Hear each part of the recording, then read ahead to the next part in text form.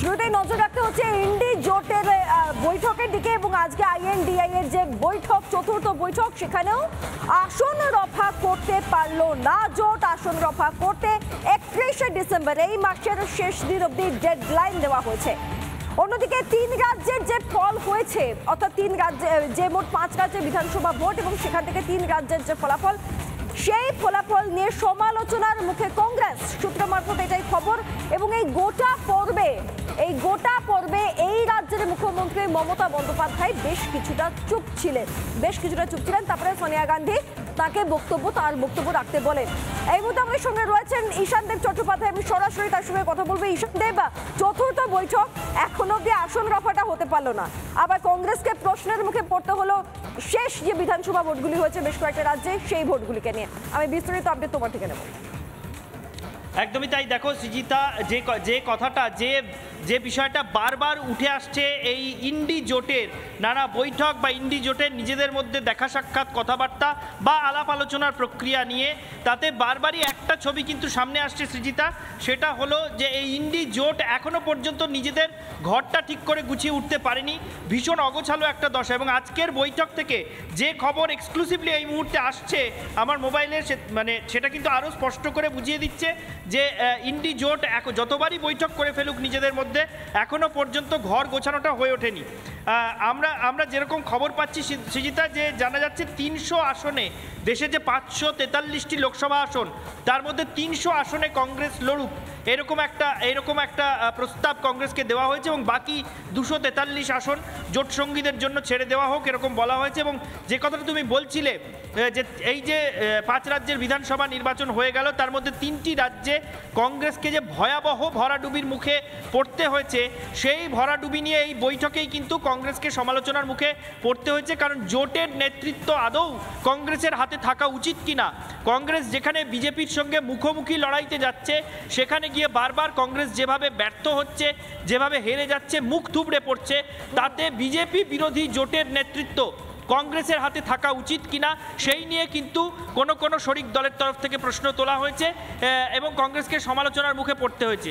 আরও একটা কথা তুমি বলছিলে যে পশ্চিমবঙ্গে আসন রফা নিয়ে কী হবে, এবং সেটা কিন্তু আমরা নয়াদিল্লি সূত্রে যে খবর পাচ্ছি, ইন্ডি জোট সূত্রের খবর, যে তৃণমূলের তরফ থেকে কিন্তু আলটিমেটাম দেওয়া হচ্ছে যে যত তাড়াতাড়ি সম্ভব আসন রফা সূত্র ঠিক করুন, এবং পশ্চিমবঙ্গে কংগ্রেসকে 2টো আসন তৃণমূল ছাড়তে পারে, এইরকম একটা আভাস বা বার্তা দেওয়া হয়েছে, এমন খবরও সূত্র মারফত আসছে। অনেকগুলো বিষয় একই সঙ্গে উঠে আসছে। ঈশানদেব, তুমি আমার সঙ্গে থাকো, একটা করে যাই।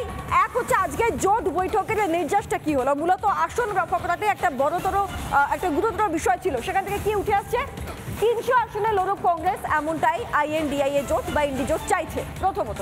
তারপর 31শে ডিসেম্বরের মধ্যে আসন সমঝোতার কথা বলা হয়েছে, ততদিন অবধি ডেডলাইন দেওয়া হয়েছে। অর্থাৎ চতুর্থ বৈঠকও ব্যর্থ আসনটাই রফা করতে, মোট যে বিরোধীদের একটা জোট তৈরি হয়েছে। তারপর 31শে ডিসেম্বরের মধ্যে রফার সূত্র প্রায় অসম্ভব। আজকে কত তারিখ আপনারা জানেন, ইতিমধ্যে 20 তারিখ হয়ে যাচ্ছে প্রায়, আজকে 19 তারিখের রাত।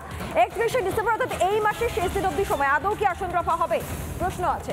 তারপরে কোন আসন ছাড়া হবে তা স্পষ্ট করার দাবি, অর্থাৎ গোটা দেশ জুড়ে যে কটি লোকসভায় আসন রয়েছে বিভিন্ন রাজ্যে, যেমন আমাদের রাজ্যে 42টা আসন রয়েছে, এরকম বিভিন্ন জায়গায় কতগুলি আসন, কে কতটা আঞ্চলিকভাবে আসন ছাড়তে রাজি আছে, সেইটা স্পষ্ট করার ভীষণ রকম প্রয়োজন, নইলে তাদের সমস্যার সমাধান হওয়ার মুশকিল আছে।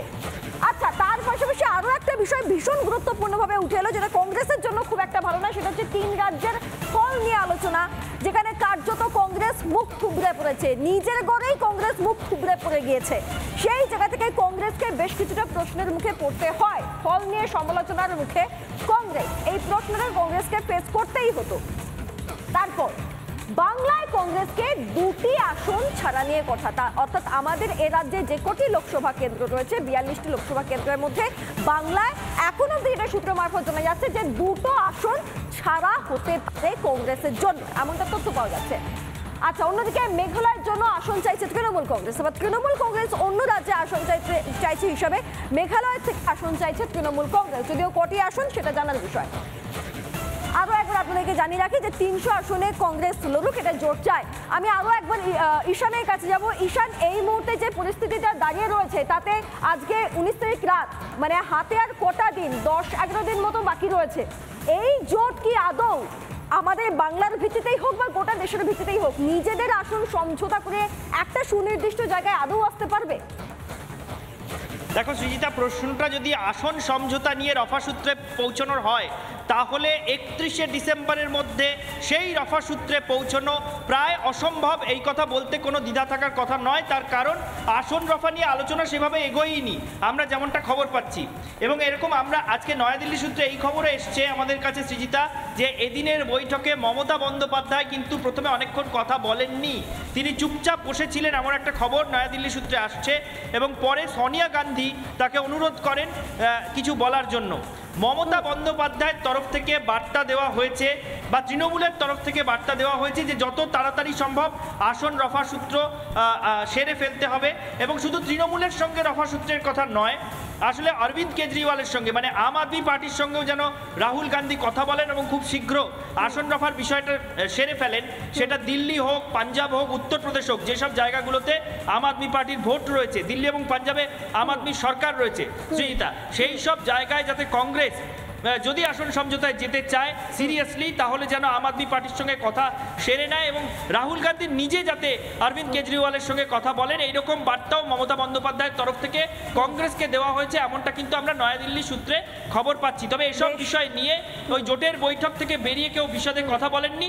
তবে আরও একটা খবর অত্যন্ত গুরুত্বপূর্ণ আসছে সৃজিতা, সেটা হচ্ছে পশ্চিমবঙ্গে 2টি আসন কংগ্রেসকে ছাড়া হতে পারে, এমনটা তৃণমূলের তরফ থেকে একটা বার্তা নাকি কংগ্রেসের কাছে গিয়েছে। কোন 2টি আসন ছাড়া হবে সেইটা স্পষ্ট করতে বলা হয়েছে, কারণ এই রাজ্যে কংগ্রেসের ইতিমধ্যে 2জন সাংসদ আছেন, বহরমপুরে অধীর রঞ্জন চৌধুরী এবং মালদা দক্ষিণে আবু হাসেম খান চৌধুরী। ফলে তৃণমূল সেই দুটির কথা ভাবছে নাকি অন্য কোনো আসন ছাড়ার কথা ভাবছে, সেই বিষয়টি স্পষ্ট করতে সম্ভবত কংগ্রেসের তরফ থেকে বলা হয়েছে। এবং তৃণমূলের সঙ্গে সমঝোতার ব্যাপারটা ঝুলিয়ে রাখতে চায় না কংগ্রেস, সেই জন্য আগামীকাল অধীর রঞ্জন চৌধুরীকে এআইসিসি সদর দপ্তরে মানে কংগ্রেস সদর দপ্তরে আমি এই খবরটাই আসবো আমাদের রাজ্যের ভিত্তিতে আসন রফাটা কিরকম হবে কংগ্রেসের সঙ্গেই হোক বা অবশ্যই সিপিএম যাই হোক, সেই জায়গাটায় আমরা আসবো। তবে তার আগে আমরা একটু শুনি যে কংগ্রেস সভাপতি মল্লিকার্জুন খার্গে এই আসন রফা নিয়ে কি বলেছেন, পাশাপাশি সমাজবাদী পার্টির সুপ্রিমো অখিলেশ যাদব তিনি কি বলেছেন, এবং এই রাজ্যের বিরোধী দলনেতা শুভেন্দু অধিকারী তার এই গোটা বিষয়টা কি মন্তব্য শুনুন একবার। मुद्दा है कि सभी लोग मिलकर काम करेंगे और सीट शेयरिंग का भी हम मिल के पहले जिस जिस स्टेट में हमारे लोग हैं पहले वो लोग वहाँ पर एक दूसरे से समझौता करेंगे।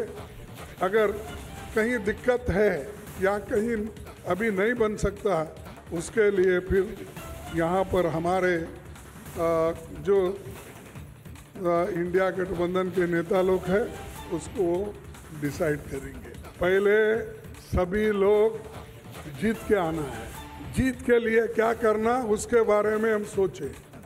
कौन प्राइम मिनिस्टर बनना ये बाद में की बात है, एमपीज अगर नहीं है तो प्राइम मिनिस्टर की बात करके बहुत जल्दी टिकट बांट करके मैदान में जाने के लिए तैयार हैं। सहमति बन गई, बहुत जल्दी सीटें डिस्ट्रीब्यूट होंगी और हम सब लोग जनता के बीच में দেশের কোনো মানুষ বুদ্ধু নয় তারা নরেন্দ্র মোদীজির মতো শক্তিশালী প্রধানমন্ত্রীকে ছেড়ে দিয়ে অন্য কিছু ভাববে।